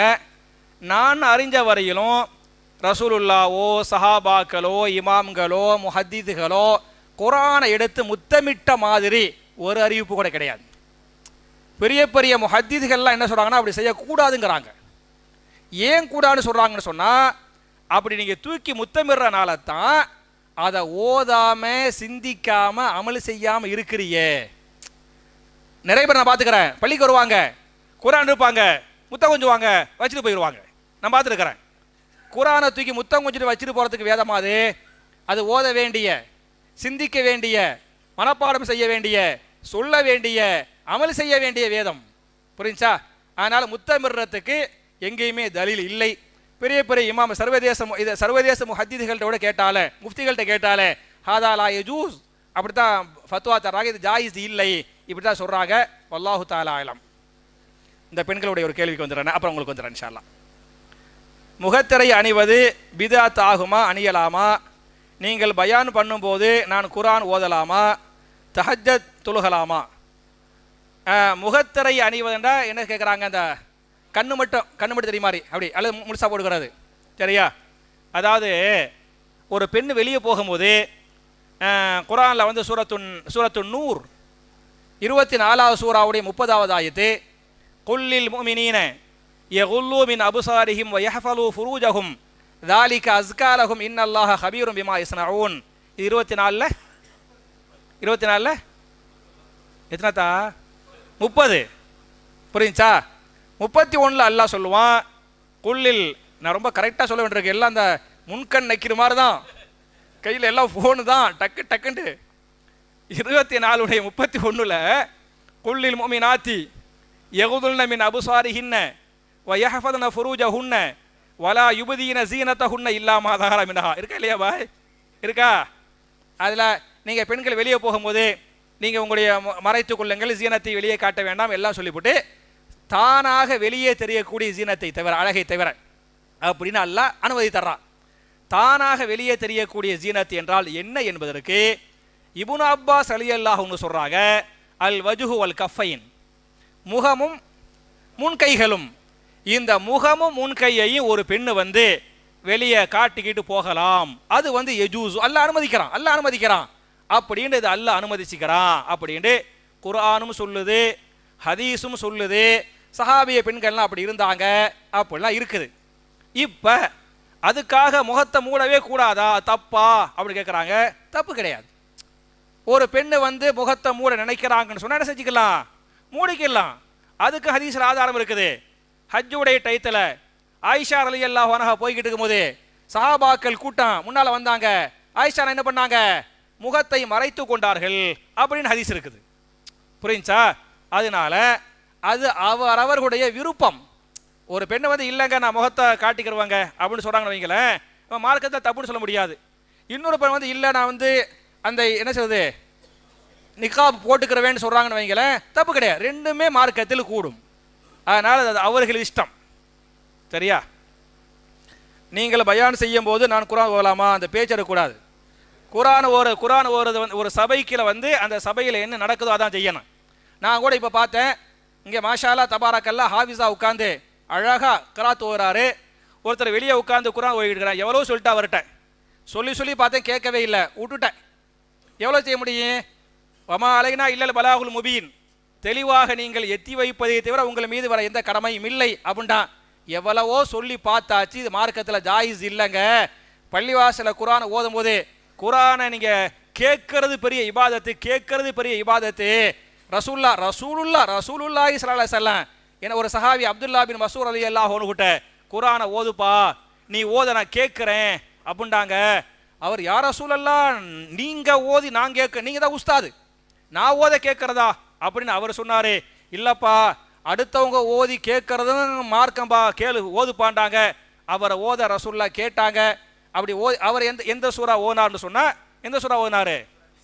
உங்களை எல்லாம் குரானை ஓதுங்க நான் கேட்க ஆசைப்படுறேன்னு சொன்னா எந்த சூரா ஓதுவிய? எந்த சூராஜி ஓதுவிய? அல்ஹம்து சூரா என்ன தானே ஓதுவிய, குலுவல்லாஹ் ஓதுவிய. புரிஞ்சா? அந்த சஹாபி சூரத்து நிசா ஓதுனாரு. இது புகாரியுடைய ரிவாயத்து.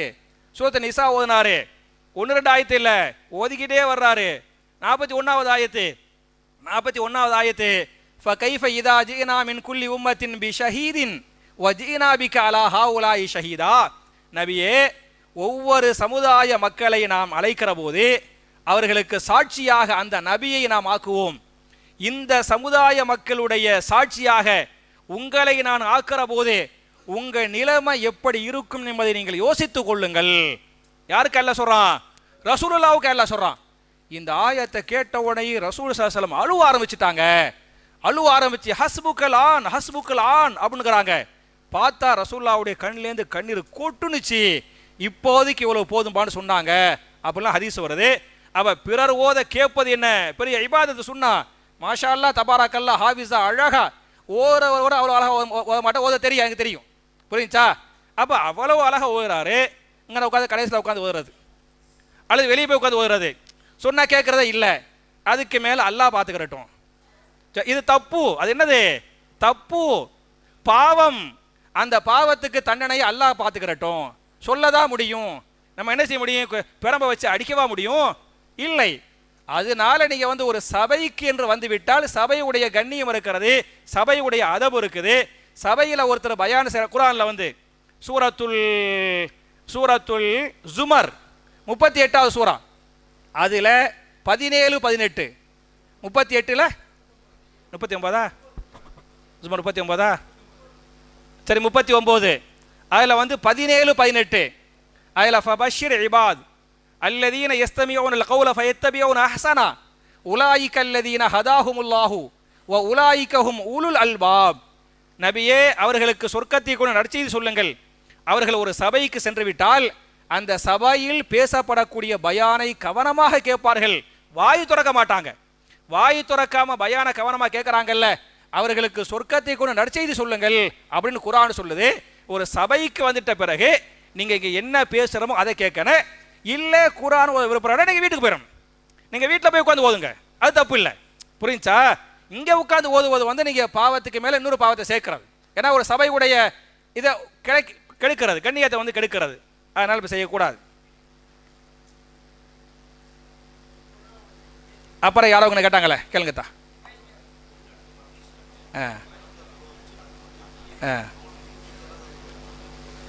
என்ன கேட்குறாங்கன்னா வர்ற என்ன கேட்குறாங்கன்னா, ஒருத்தர் வெளிநாட்டில் வந்து மௌத்தா போயிட்டாரு, அடக்கம் பண்ணிட்டாங்க. நம்ம இங்கே காயிபு ஜனாசா தொழு வைக்கலாமா? காயிபு ஜனாசா தொழு வைக்கலாமா அப்படி கேட்குறாங்க. தொழு வைக்கலாமா கூடாதா? தொழு வைக்கலாம். வேற கருத்துக்கள்?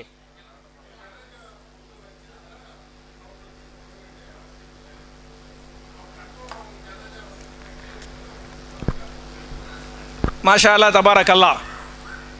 ரெண்டு கருத்துமே குர்ஆன் சுன்னா சொல்லக்கூடிய கருத்துக்களே. நீங்கள் தொழு வைக்கலாம்னு சொன்னீங்கல்ல, இதுவும் குர்ஆன் சுன்னா சொல்லக்கூடிய கருத்து தான். நீங்கள் சொல்றிய அவருக்கு தொழு வச்சு அடக்கம் பண்ணியிருந்தால் நம்ம தொழு வைக்க தேவையில்லை, அங்கே தான் கடமையை செஞ்சிட்டாங்கல்ல, சரியா அப்படின்ட்டு ரெண்டுமே கூடுஞ்சு. இப்போ அந்த நஜ்ஜாஷி மன்னர் மூத்தா பண்ணார்ல, நஜ்ஜாஷி மன்னர் அந்த நாட்டில் மூத்தா பண்ணார்ல, அவருக்கு இப்போ ஒரு ஜனாசா தொழு வைக்கிறதுக்கு ரெண்டு இருந்தால் கண்டிப்பாக தொழு வைக்கலாம். ஒன்று ஜனாசா இருந்தால் தொழு வச்சுக்கலாம், அப்படி தானே? ஜனாசா முன்னால் இருக்குதா, நம்ம தொழு வச்சுக்கலாம் தானே? ஒன்றும் கண்டிப்பாக ஒன்றும்.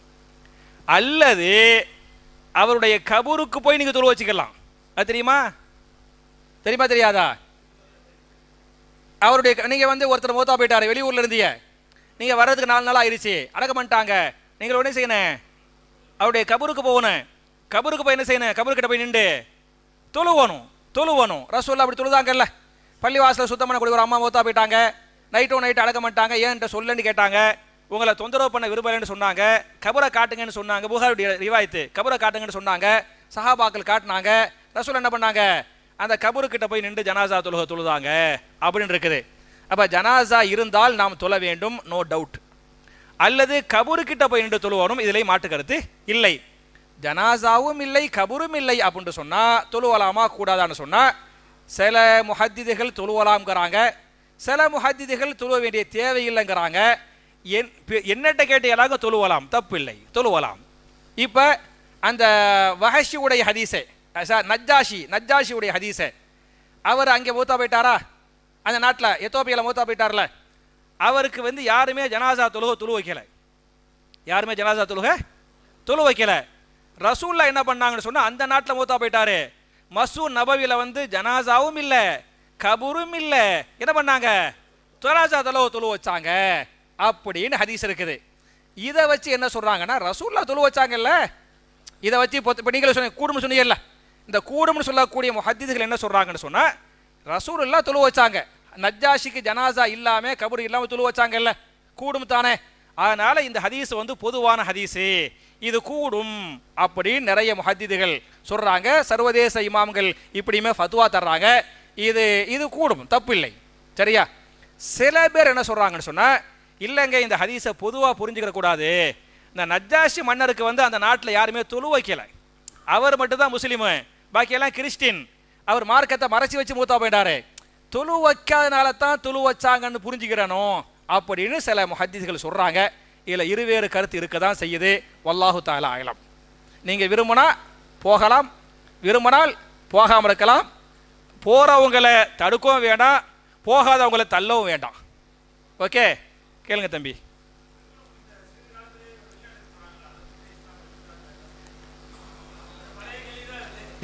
ஓகே, கல்யாணம் முடித்து சிறிது காலத்தில் வெளிநாட்டுக்கு போகிறாங்களா, அதை பற்றி என்ன சொல்றிய அப்படின்ட்டு. அதாவது இது நான் கூடும்னு சொல்ல முடியாது, கூடாதுன்னு சொல்ல முடியாது. அவங்களுடைய குடும்ப சூழல், பொருளாதார சூழல், சரியா? அவங்களுடைய கஷ்டம் அவங்களுக்கு தான் தெரியும். அதனால ஊர்லேயே வேலைகள் பார்த்துக்கிட்டு சேர்ந்து இருக்கிறது அஃதல், சிறந்தது. ஏன்னா சின்ன வயசு தானே, ஆணுண்டா பெண்ணு தேவை, பெண்ணுண்டா ஆணு தேவை. கல்யாணம் வேற முடிச்சுக்கிறோம், கல்யாணம் முடிக்காமலே பிரிந்துக்கலாம், தப்பு கிடையாது. கல்யாணம் முடிச்சு போகிறது அவ்வளோ பெரிய கஷ்டம், புரிஞ்சா? இப்போ கல்யாணம் முடிச்சு போகிறது அது கஷ்டமாக தான் இருக்கும், சரியா? கஷ்டமாக தான் இருக்கேன். அதனால முடிஞ்ச அளவுக்கு அல்லாஹ் தஆலா ரிஸ்க் பரக்கத்தை கொடுத்துக்கிறான், அல்லது உருவாக்க முடியும் அப்படின்னா. ஏன்னா காசு பணம் என்பது வரும் போகும், புரிஞ்சா? இளமை போய்விட்டால் திருப்பி வரவே வராது, உயிர் போயிட்டாலே முடிஞ்சே போச்சு. அதனால அஃதல், ஏன்னா ஒரு பெண்ணை பொறுத்தவரை எல்லாத்தையும் பகிர முடியாது, கணவன்கிட்ட தான் சொல்ல முடியும். ஒரு ஆணை பொறுத்தவரை எல்லாத்தையும் சொல்ல முடியாது, மனைவிட்ட தான் சொல்ல முடியும். ஒருவரோடு கலந்து விட்ட உறவு, அந்த உறவுல உள்ளவங்களை பிரித்து வைக்கிறது அது ஒரு கஷ்டம்தான். நிர்பந்தத்துக்கு வழியே இல்லை, வசதியே இல்லை, கடன்காரர் இருக்காரு, கஷ்டப்படுறாரு, வழி இல்லை, மருத்துவத்துக்கு வழி இல்லை, சாப்பிட்றதுக்கு வழி இல்லை, அப்படிங்கிற நிர்பந்தத்துக்கு அப்படி பண்ணுறது தப்பு இல்லை. அல்லாஹ் தஆலா கொடுத்துட்ட பிறகு அதுக்கு மேலே பண்ணுறது வந்து அவ்வளவு ஹைர் இல்லை. ஏன்னா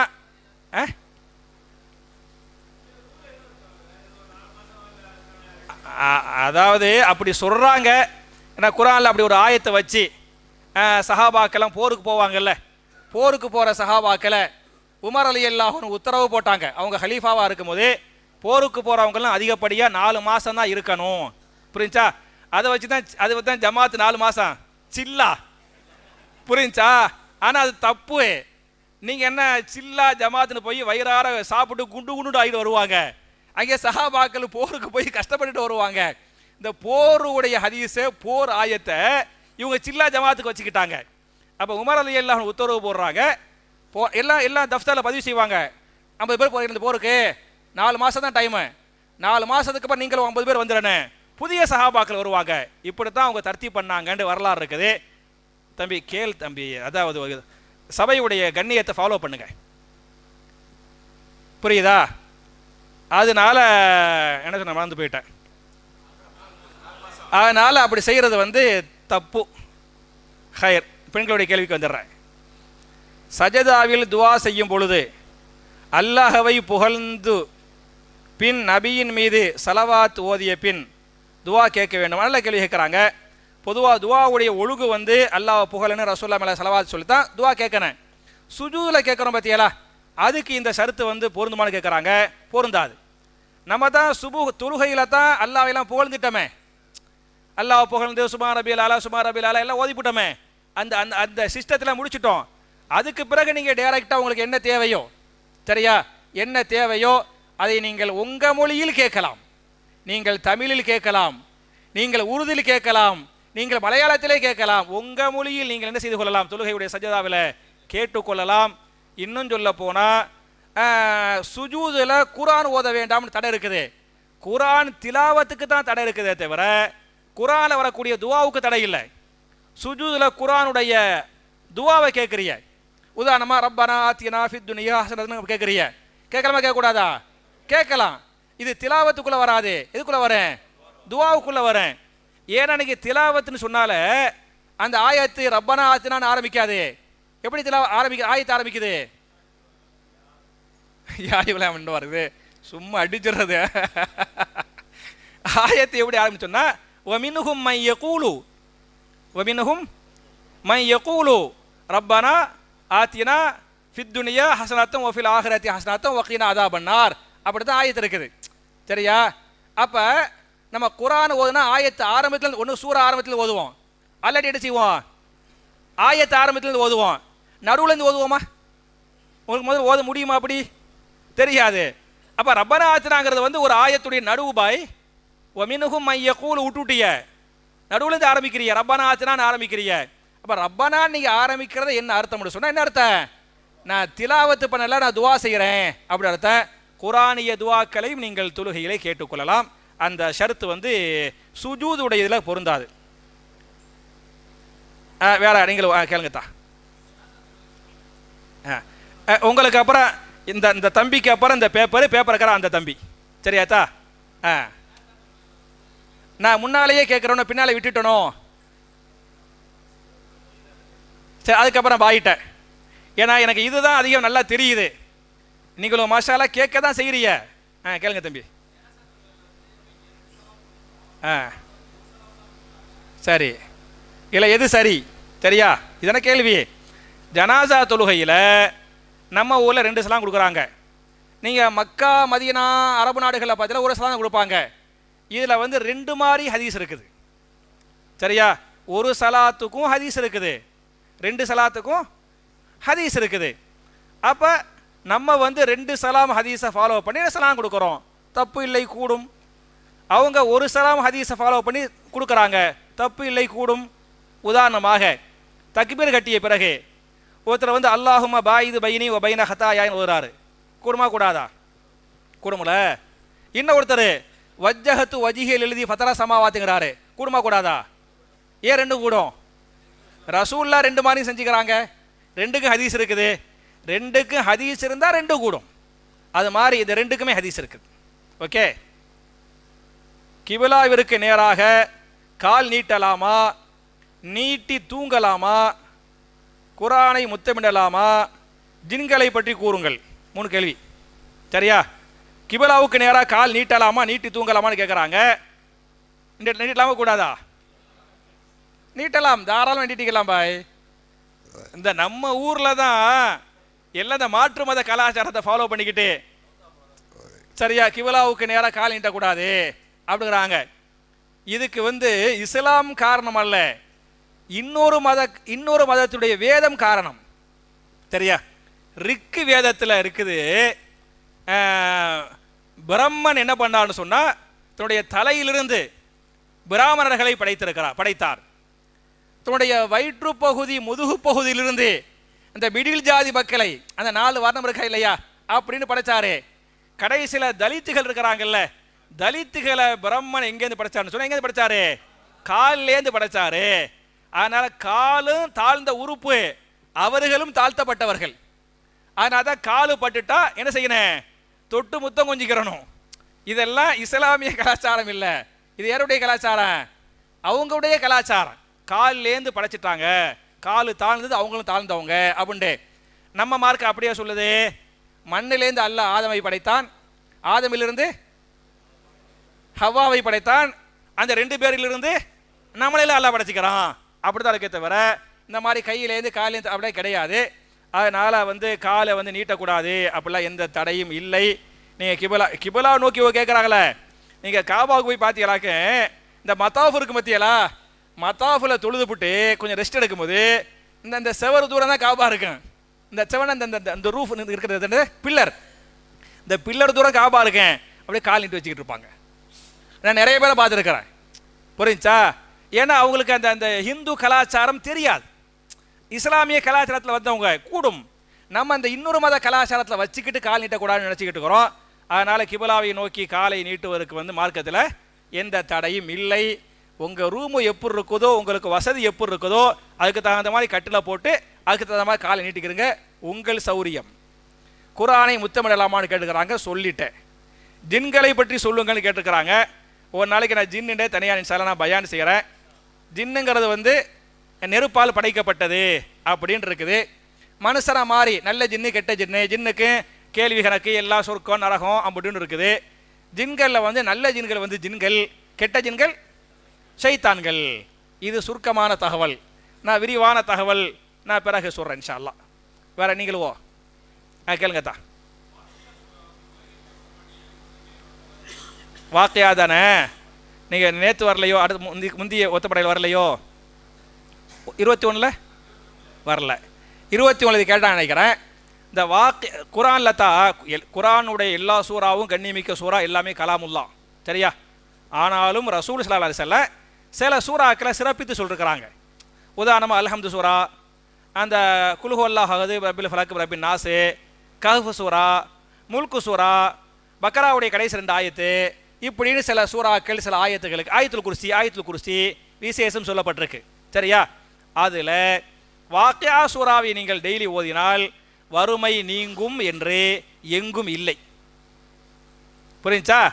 நீங்கள் அல்ஹம்து சூரா ஓதுங்கள் இருக்குது, பாக்கி 3 சூறாக்கள் எல்லாம் இருக்குது. சூரத்தில் முல்கை ஓதிவிட்டு தூங்குங்கள் இருக்குது. வாக்கியாவை ஓதினால் வறுமை நீங்கும். அப்படின்னா நம்ம எல்லாருமே வாக்கியா ஓதி பெரிய பணக்காரங்களா இல்லாமல், புரிஞ்சா? அப்படிலாம் இல்லை, அப்படிலாம் இல்லை, இவங்களாம் சொல்கிறாங்க. அதை நம்ப வேண்டாம், செய்ய வேண்டாம். வேற கேளுங்க தம்பி.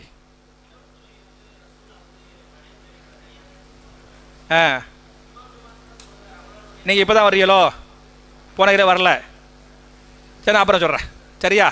ஏன்னா இது சொல்லியாச்சு, திருப்ப நான் சொன்னதே போட்டு நேரத்தை வீணாக்க வேண்டாம்.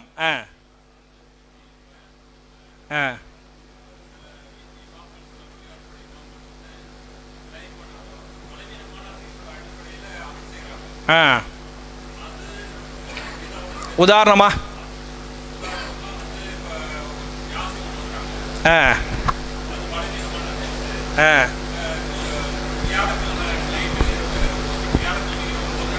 ஹைர், சில பேர் பலவீனமான ஹதீஸை வச்சு அமல் செய்கிறாங்களே, அது பிதாவில் சேருமா அப்படின்னு கேட்குறாங்க.